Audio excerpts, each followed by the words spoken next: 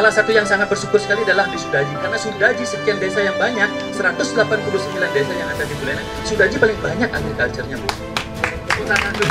Jadi kita adalah di Sudaji itu mempunyai 18 subak, 1 subak kering dan 17 subak basah. Dan ini adalah salah satu syarat daripada GAIAS. Cuma kita aktif aja sekarang mengajukan dan mempromosikan, artinya kita yang lebih aktif sekarang di grassroots-nya ini, sehingga nanti pemerintah akan benar-benar kita sampaikan tadi, Pak Sofi akan melakukan diskusi pertanyaan dengan Ibu Bapak sekalian untuk meminta dokumentasi untuk kategori A. Kategori A itu adalah mengenai tata kelola dan manajemen desa wisata ini. Selanjutnya kategori B, manfaat ekonomi bagi masyarakat lokal. Sedangkan saya sendiri, saya akan memimpin diskusi untuk kategori C, yaitu melindungi bagaimana desa wisata melindungi warisan budaya dan bagaimana desa wisata ini melakukan konservasi terhadap warisan alam. Jadi itu 4 kategori yang akan kita lakukan penilaiannya pada saat ini. Ada pertanyaan sebelumnya?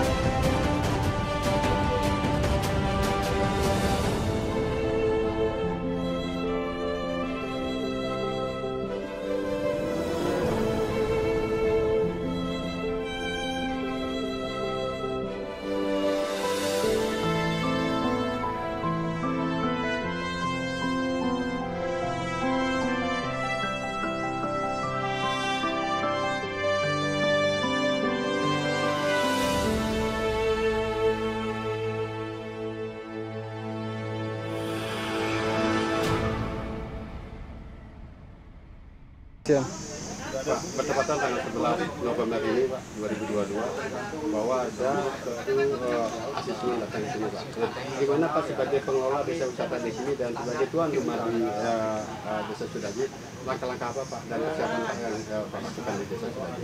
Baik, terima kasih Pak Man. Pada intinya ini adalah memang salah satu program daripada Menparekraf ya. Nah, dari awal sekali ini bertahapnya, karena kita dulu kan ikut lomba-lomba ADWI ya, Anugerah Desa Wisata. Dari sempat kita juara 2, 300, kemudian sekarang 50, dan sekarang juga juara 2 nasional maju ya. Nah, rupanya dari klasifikasi juara-juara itu dituntut juga bahwa nanti memang harus benar-benar desa wisata di seluruh Nusantara ini memang harus berkelanjutan seperti itu. Nah, kemarin kita dapat WA dari tim ya, dan kita ikutin apa yang dia anjurkan, ikut yang namanya Anugerah Desa Wisata Berkelanjutan. Nah, Astungkare setelah kita pengisian daripada data-data yang kita miliki apa adanya, yang kita tuntaskan dari awal dan kita isi semua. Nah, sekarang kita bisa divisitasi, asesmen lapangan. Jadi evaluasi mandiri itu ternyata berbobot sekali, jadi itu ingin dibuktikan. Nah, apa yang tadi setelah kita dapat wawancara itu luar biasa, bahkan ada yang kita lakukan, kita nggak dokumentasikan. Nah, saya yakin sekali dengan asesmen sustainable bangunan eco desa wisata seperti ini, saya yakin Sudaji akan menjadi keunggulan ke depan. Nah, kesiapannya gimana Pak? Nah, menurut kesiapan yang awalnya sekali memang kita agak geruduk-geruduk ya, kecepatan apa segala macam, karena memang ini dikasih dadakan. Kita kasih pilihan, ambil tindakan atau tidak. Nah, akhirnya saya ambil inisiatif, ambil. Karena tindakan apapun yang kita lakukan tentu nanti akhirnya akan kita serahkan. Kita bertindak sepuas mungkin atau sehebat mungkin, sebaik mungkin, sisanya silakan. Nah, namun sisanya sekarang udah lumayan dan sekarang pasti akan ada penyempurnaan hasil daripada apa yang kita lakukan sebelumnya. Dari 178 yang dinilainya Pak, dan tercapai nggak semuanya? 174 kriteria yang dicanangkan itu, kalau memang kita bisa masuk di 63% ke atas, kita akan divisitasi. Nah, buktinya karena dia datang ke visitasi berarti kita lebih daripada 60-70 seperti itu. Nah, sekarang dengan adanya asesmen lapangan langsung dari mereka dan kita langsung satu-satu di interview ya, semua lini di interview, dan setelah di lini interview ternyata seperti tadi saya bilang, loh ini sudah bikin yang ada banyak yang dibikin, cuman nggak direcord. Jadi begitu dia isi, kita udah hijau lagi. Tadinya kan kuning.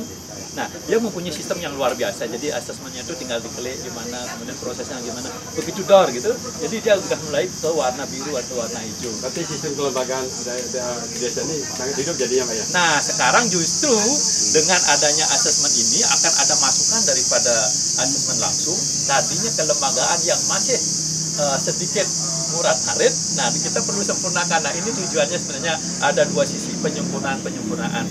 Di satu sisi dari kelembagaan asesmen juga datang ke sini kesiap, kaget, karena dia melihat wow ini halamnya amazing, beautiful gitu loh. Nah sehingga begitu dia kasih masukan dan kita memang harus tatanin kekuatan kita harus di kelembagaan. Nah saya sadari itu, saya yakini sekali dan saya penuh terima dengan lapang dada itu karena kelembagaan kita yang memang perlu kita sempurnakan. Nah asesmen lapangan ini ketika desa wisata ini kan mandiri dibuat Pak. Nah gimana peran dari pemerintah daerah dan provinsi Pak? Nah sayangnya dari dulu kita sudah dari 2017, 2019 bahkan setiap tahun kita ikut, 2009 saja kita nggak ikut. Nah akhirnya 2000 ikut kejuaraannya bertahap ini terus ada kategorinya sedikit, kemudian yang kemarin ini lebih banyak lagi, 174.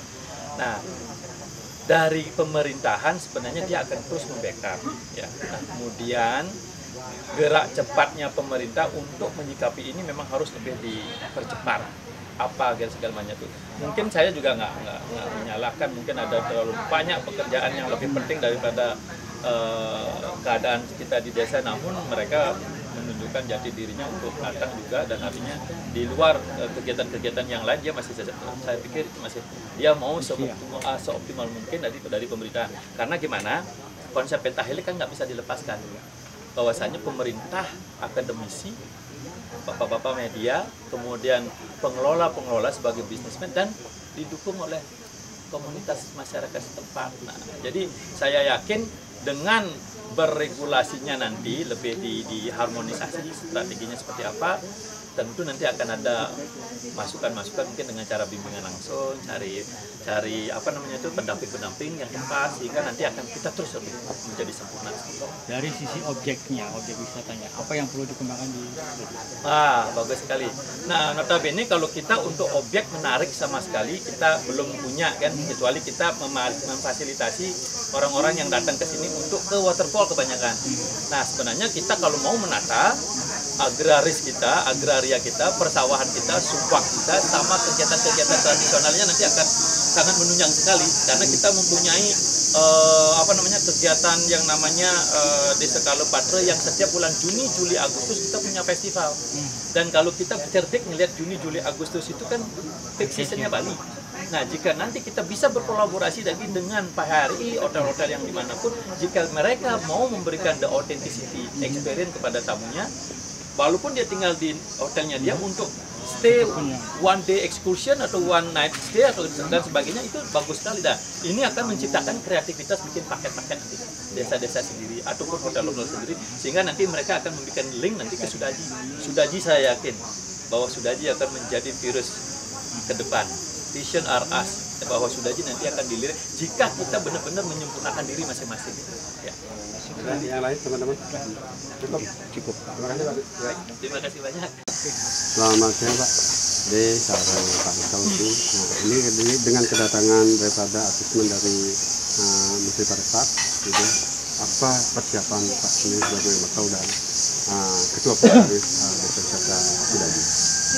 Pak Makau dulu silakan. Terima kasih. Kami selaku pimpinan wilayahan di Desa Dinas Desa Sudaji terkait dengan asesmen daripada Desa Wisata Sudaji ini, kami yang pertama mengedepankan unsur koordinasi bersama Desa Wisata maupun Desa untuk beserta lembaga adatnya yang terkait juga hal ini untuk mempersiapkan kedatangan dari tim asesmen dari Kementerian Pariwisata Indonesia. Terus selanjutnya kami dalam koordinasi itu kami tentunya mempersiapkan apa yang menjadi dokumen-dokumen yang penting yang mesti harus kita siapkan untuk diperlihatkan kepada tim tersebut.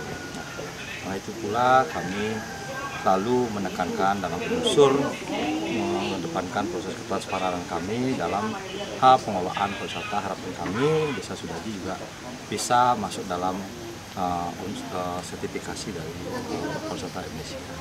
Mungkin itu saja dari kami. Dari Pak Gede. Terima kasih. Kalau dari kami pengelola desa wisata tentunya mempersiapkan segala sesuatu dari semua yang diperlukan oleh tim asesmen dari untuk desa wisata berkelanjutan ini. Karena meskipun dalam waktu mepet gitu, tapi karena koordinasi kita yang ya bisa boleh dikatakan sudah mulai terbangun dengan baik, jadi semuanya bisa dilaksanakan. Juga tidak lepas juga dari bantuan dari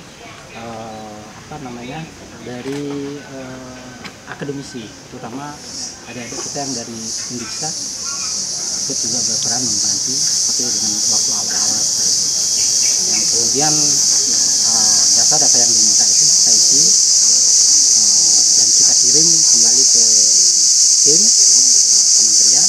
Lalu saat ini pada hari ini kita diaudit, jadi benar nggak itu banyak seperti apa yang tertulis, dan ada juga yang belum tertulis ternyata di kelembagaan, terutama yang kebetulan saya ada di grup A, ada di kelembagaan, ini ternyata boleh dikatakan semuanya sebenarnya sudah kita lakukan, cuman memang data dan dokumentasinya belum sempurna. Harus didukung ya dia kan? Didukung, karena pada saat kita merintis dulu 2008 sampai saat ini itu masih manual lah.